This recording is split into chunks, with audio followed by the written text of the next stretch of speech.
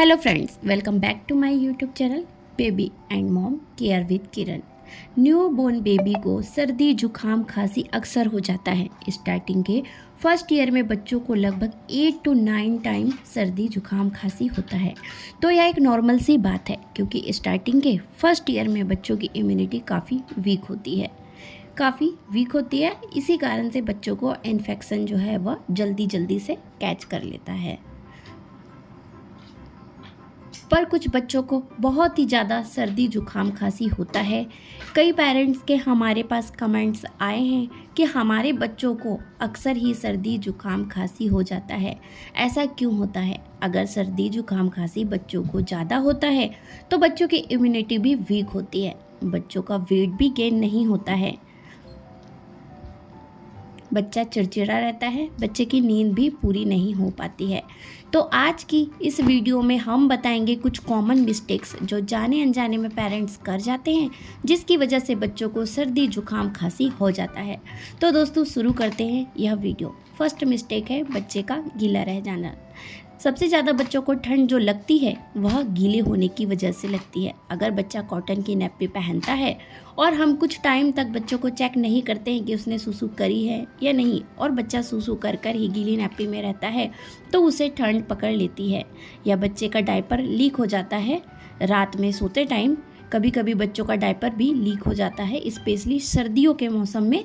तो रात में भी हमें एक बार बच्चे का डायपर ज़रूर से चेक करना चाहिए। और अगर हम बच्चों को दूध पिलाते हैं तो दूध अगर बच्चा निकाल देता है तो उससे भी उसके कपड़े गीले हो जाते हैं, जिससे कि उसकी छाती में ठंड पहुंच जाती है, जिससे कि उसको सर्दी जुकाम हो जाता है। तो इस बात का ध्यान रखें कि बच्चा गीला ना रहे, इसलिए दूध पिलाते टाइम बच्चों को वीप जरूर पहनाएं। नेक्स्ट पॉइंट है बच्चों को हवा लग जाना। बच्चों को सर्दी जुकाम होने का दूसरा मेन रीज़न होता है कि बच्चों को हवा लग जाना। कई सारे रीजंस होते हैं, जैसे कि हम बच्चों को बाहर लेकर जा रहे हैं, बाहर धूप तो है लेकिन साथ में ठंडी हवाएं भी चलती है, स्पेशली सर्दियों के मौसम में।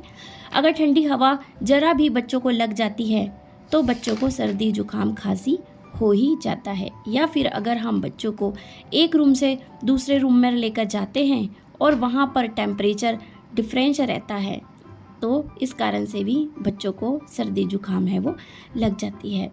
तीसरा पॉइंट है मालिश करते समय।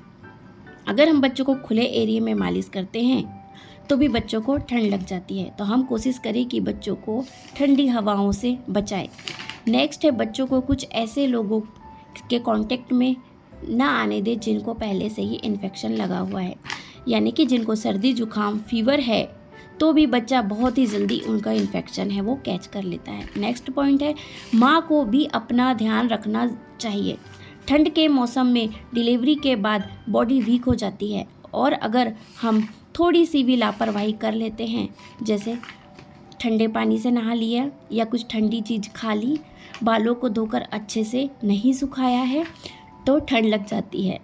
माँ को हवा लगती है और माँ के कांटेक्ट में सबसे ज़्यादा बच्चा ही आता है, तो इससे बच्चों को भी इन्फेक्शन लगने के चांसेस हो जाते हैं। इसलिए आपको अपना भी ध्यान रखना बहुत ज़रूरी है। नेक्स्ट पॉइंट है सर्दी के मौसम में बच्चा अगर बॉटल से फीड कर रहा है तो उस केस में बच्चों को ठंडा दूध ना दें। अगर आप बच्चों को बोतल से फीड करा रहे हैं तो दूध को हल्का गुनगुना कर ही आप बोतल में डालकर बच्चों को दीजिए। अगर आप ठंडा दूध देंगे तो इससे भी बच्चों को सर्दी लगने के चांसेस है वो बढ़ जाते हैं। नेक्स्ट पॉइंट है अगर बच्चा 6 मंथ से बड़ा है तो ठंडी तासीर वाला खाना और स्पेशली फ्रूट जैसे कि बनाना, गवावा, ग्रेप्स वगैरह है, ये हमें सुबह और शाम के टाइम में नहीं देना है। यह फ्रूट्स हमें दोपहर के टाइम में देना है, जिससे कि बच्चों को ठंड ना लगे।